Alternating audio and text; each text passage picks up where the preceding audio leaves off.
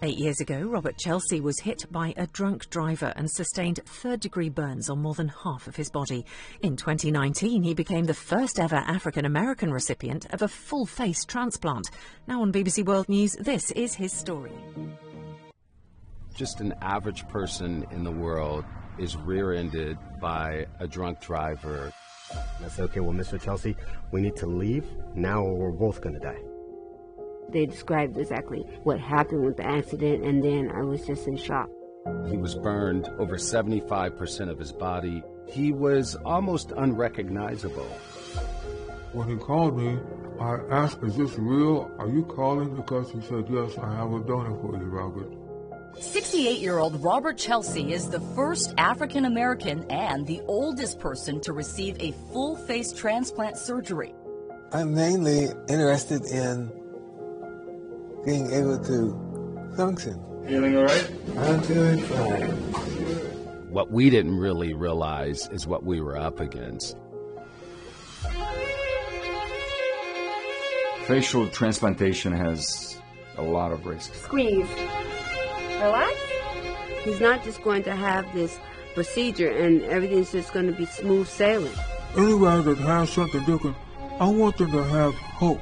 It's good that African American patients that suffer from major facial deformities are aware that there is an option for them. Who knows what will be next? Day by day, new mercies unfold.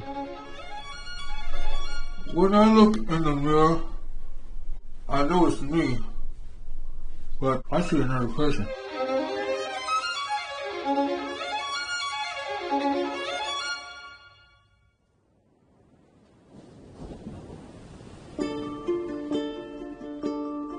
Born and raised in the Los Angeles area. If you were black, they referred to you as a person that lived in South Central LA. If you were brown or Hispanic, they referred to you as one that was from East LA. And if you were white, it was considered West Los Angeles. On my block was a lot of kids, so we had a lot of friends. My mother always had the house open to anyone, but my father, he was a no-nonsense, but he always worked hard. My father worked up until age 77 years old. I've been in sales all my life, even as a young man. I think you kind of learn to make the best of whatever opportunity you're offered. I worked up until August 5th, 2013 is when the accident occurred. Somewhere around 10 o'clock in the evening, don't know where I was coming from. My car was overheating, and I noticed that the smoke was coming up from the radiator area.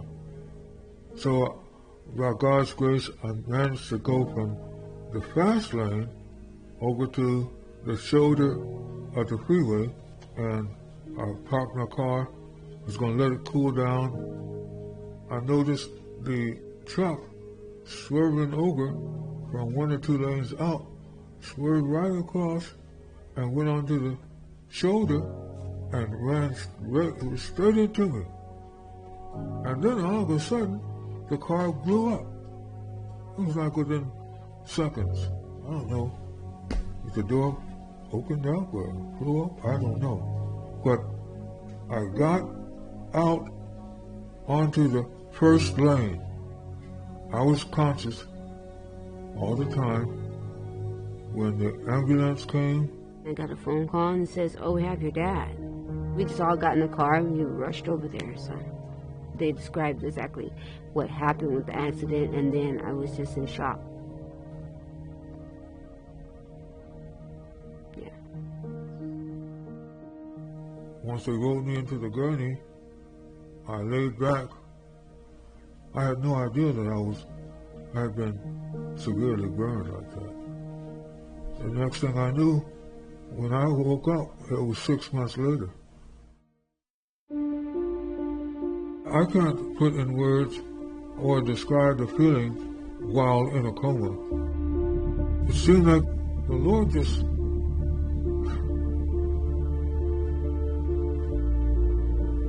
He's just covered me. One thing I like about my dad is his love for the Lord. I can really lean on that. The role of faith means everything to my godfather. We were thrilled and our prayers had been answered when he woke up. But what we didn't really realize is what we were up against. He was burned over 75% of his body, mostly upper body. He had lost his lips, a part of his nose, a part of his ear. He was almost unrecognizable. My godfather has since been through upwards to 40 surgeries. If it were me or somebody else, we would dwell on whether or not we were going to survive or dwell on how we looked. You know, he's the type of person that's always going to ask you how you're doing, even when he's sitting in pain. I would notice you look a little strange. People see you, they're walking past you, and they see you and they try not to see you. But on the other hand, there are people of goodwill, there are people that care. Did you survive cancer or something? I was in an auto accident. A drunk driver ran into me and the car blew up. Oh man, God bless you, brother. Can you imagine having no lips and your mouth to be open all the time? When you walk, flies and everything, dust, smoke, the car exhaust, that goes right into your mouth. I could shower everywhere except for my face.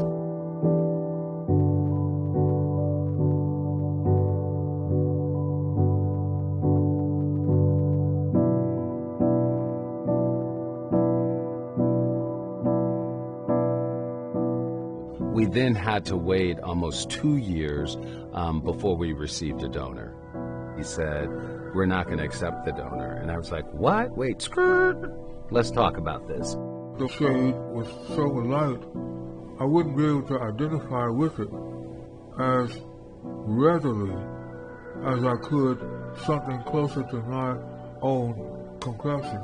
So I thought nothing of it to pass on the first face. It was just, the contrast was just so great. It was quite significant when you think about, you know, how he was going to look afterwards.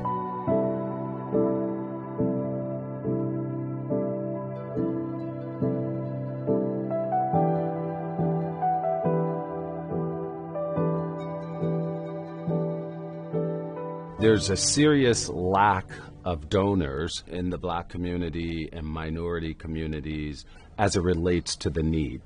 It's so rare to find a black face. We didn't know how rare it was.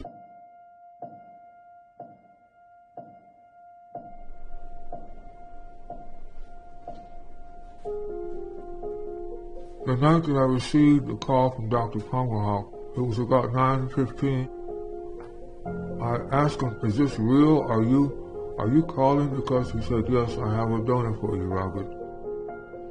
My godfather had to be prepared, packed, and ready to fly to Boston from Los Angeles the next morning.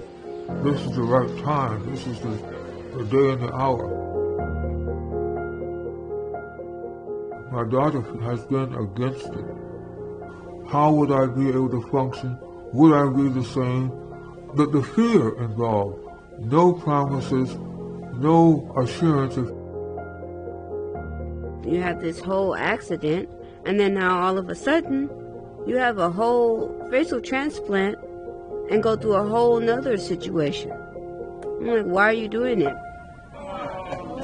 Where's my friend? Yeah. You're hanging in there? You doing good? Yeah, I am. Good to see you. Good to see you too. You look good. Yeah, man. Feeling all right? I'm feeling fine. I'm mainly interested in being able to function a little easier. I like to articulate my words better so that I can communicate better. I'd like to give a drink. My extension of affection, particularly to my own daughter, I'd like to give her to kiss her cheeks. I realize he's doing it for health purposes. Now I'm like, oh, okay. I kind of see the benefits of it. The fundamental principle of all transplantation is that we recover organ, in our case it's the face, then we package it and cool it down so that it doesn't require as much energy when it doesn't have blood flow, and literally bring it to Robert, whose old scarred face is partially removed. Some of the things are left behind, remaining structure of the nose, for example, remnants of lips that he had. And then the new face is essentially brought and gradually connected, the nerves, the vessels, the arteries, everything. How are you doing? I'm doing good. I'll be better in about 15 hours, but... hey, we all be getting 15 hours. Yeah. Could be 24, so I don't know. Yeah. So many logistical things that I have to figure out. Yeah, that's okay. Yeah. I'll get around. Thank you. Not going anywhere. So what we will do is we'll probably be able to get the scalp somewhere all the way up here, maybe even a little bit back, but just about there. I trusted you, you come through. In this case, the donor was in other state, so it required flying to recover and back. The deciding factor how far we can travel and where the donor can be from is the time that we have between when the blood flow through the tissue stops to the time when it's reestablished. Facial transplantation has a lot of risks. The ideal scenario is that we come with the donor face, and Robert would be on the OR table with everything ready to go. So all the vessels would be prepared, all the nerves would be prepared, all the structures are essentially ready to be connected. Welcome.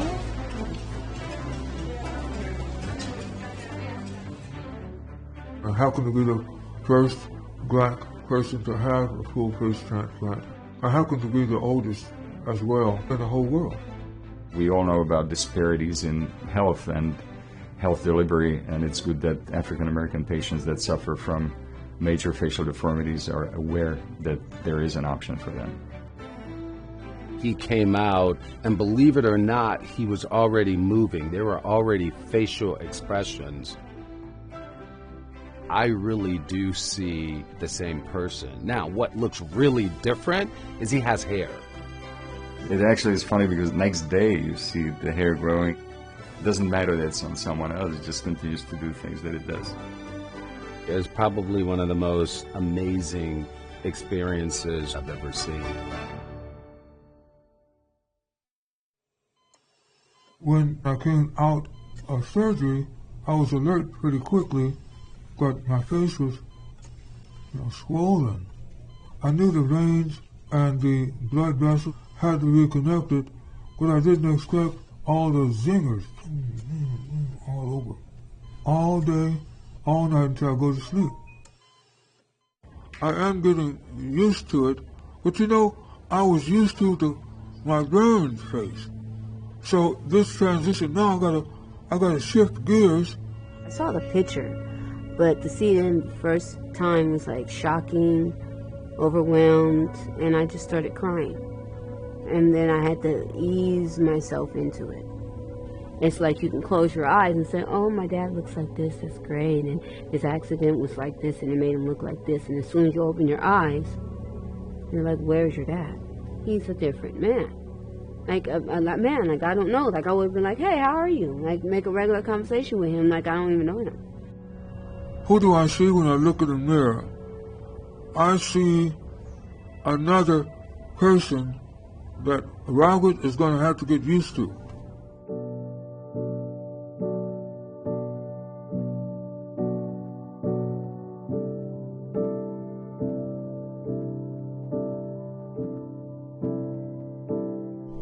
Much of this is uncontrollable. These things happen.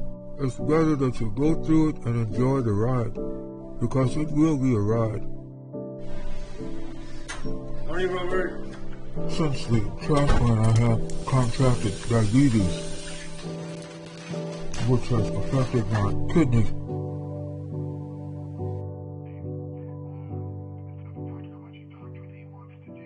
Do I have to give myself more insulin now? No, but we want, if your numbers stay this high, then what we'll have to do is either give you some short-acting insulin. This particular infusion takes anywhere from 1.5 hours. It could be more than 3. It could be 4 hours. Your temperature is still a little bit high. It's not too high, but it's like a low-grade temperature. It's 99.0. That's a lot for one day too, right? Yeah. One day at a time, really. It's okay. The degree of attention that's needed quite often is far beyond one individual, so it becomes a great burden on your caregiver. My daughter will spend around 3 nights with me. All types of things are going on with this. He's a science experiment. And then all of a sudden, you're wondering, what is really wrong with you? Is this face really worth it? Ebony has just been amazing. Both of her parents are ill. Both are elderly. And she moves from one house to the other, splitting her week. Having parents that are ill and being the only child is hard. But you have to know inside your heart, you are willing to sacrifice some of your life. They sacrifice for you. Are you willing to sacrifice for them?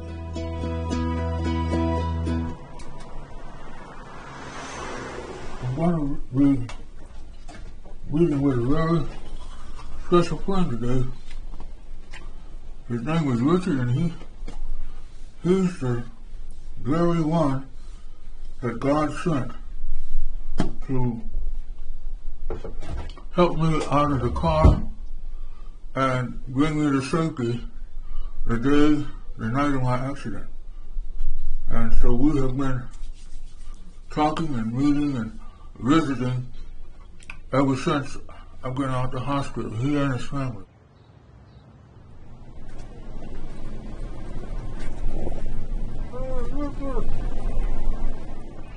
I met Robert through his tragic car accident where I pulled him from the car. Ironically, that particular night, I was finishing a job and I left particularly early that day. I took a different route than I usually took, and as I was coming over the off-ramp, I literally thought a missile came across the freeway, so I pulled forward where I saw the explosion and the fire, pulled up to it, and ran to the first vehicle. I noticed that it was fully engulfed in flames, and I couldn't see anything inside, so I ran to the other vehicle that was in front of it. Saw the driver passed out, drunk. Window was broken, but I could smell the alcohol, and he was snoring, so he's okay. So I went back to the other vehicle. Then that's when I saw Robert Chelsea on fire, flailing around, screaming. I did pull him out. He fell on top of me. He said, "What happened?" I said, "A vehicle hit you." He goes, "Hit Robert's." This is one of the things that remains in my mind. Robert's first words to me were, "How's the other driver? Is he okay?" And I said, "Yes, sir. He's fine." And I tried to get him to move, and he screamed because his skin was completely melted. And I said, "We need to leave now or we're both going to die." Then as soon as we got to my truck, his fuel tank exploded. The vehicle popped up in the air about 16 feet in the air. There was actually marks on the top of the freeway wall from his tires. Pretty traumatic for Robert. Robert, you want to say grace? I have been blessed to have been introduced to Robert. Robert and I have become very, very, very close friends. When do you have to go back to Boston? We're not sure. I went in August. A little more than a month ago, there were signs of rejection. So they gave me some very powerful steroids that had to be taken for 3 straight days. Yeah, did it help? Yes. Good. Well, I've explained this to you before, but your faith gives me tremendous strength. I feel The same way about you, wisdom could take many forms. Bravery does too. You can go into the midst of a fire and rescue others without a second thought, which gives me encouragement. The driver, he had 3 DUIs from what I understand, and he was given 4 years in jail. People have asked, have I forgiven them? I don't see anything to forgive. It's just an accident. This is what I used to look like before. At certain periods of night, I had more hair. I had full hair. Yeah, you had hair. It was receding. Yeah, it was receding, but you had hair. I used to wear a mustache. Sometimes I would wear a full beard. This is at your graduation. Well, it was joyful. I was very happy, and I was just saw the people around, and it was just finally, I accomplished getting my high school diploma. Even though I got it late, I still succeeded. You can never be too old to finish getting your diploma. I thought it was wonderful, still recovering from the accident. So this is an important picture because at least I got a chance to spend that very special time with Ebony and her mother. Yeah, that's nice. Even today, a year later, easing in is still a little process for me, but I'm getting much better than I was before.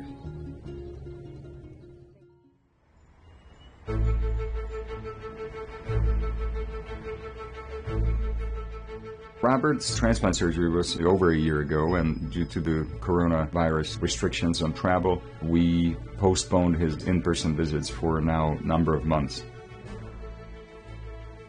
A year out, I think Robert's doing great. He's progressing well from the transplant standpoint. I think for him the biggest issue is adjustment of his daily life to the new routine. The overarching problem that we're trying to avoid is rejection. Every patient develops a rejection. The body essentially is trying to get rid of tissues that it recognizes at given time as foreign. Yeah, we need to open up the eyes a bit, huh? Look at that. That would be better, wouldn't it? Right now, my eyes, I can't even see the television clear with my good eye. So there are things we could do surgically to make things better, but we don't have to. Everything kind of sagged down by gravity and by the fact that the new face is not as strongly connected to the bone, and I would have to open up the entire incision all around. So all the way around your head, all the way down to the neck, and then I would have to lift things up and suspend them. This is completely elective, so it doesn't have to happen next month or tomorrow.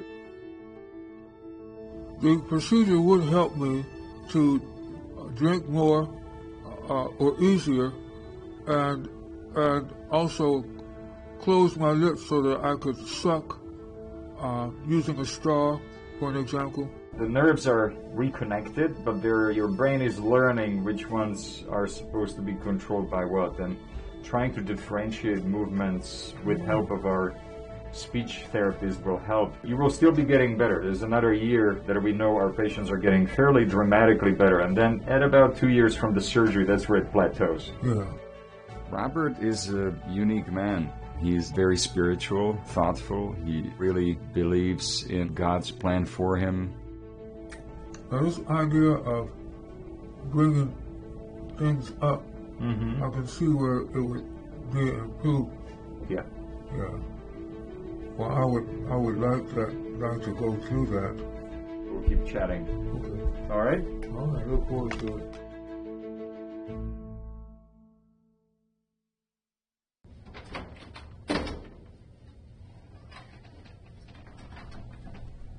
This has been probably one of my greater challenges in life. I'm still trying to get used to identifying with the new face, knowing that it did actually come from someone else, and the family that was so kind enough to allow their loved one to share his face and the rest of his body with the donor community.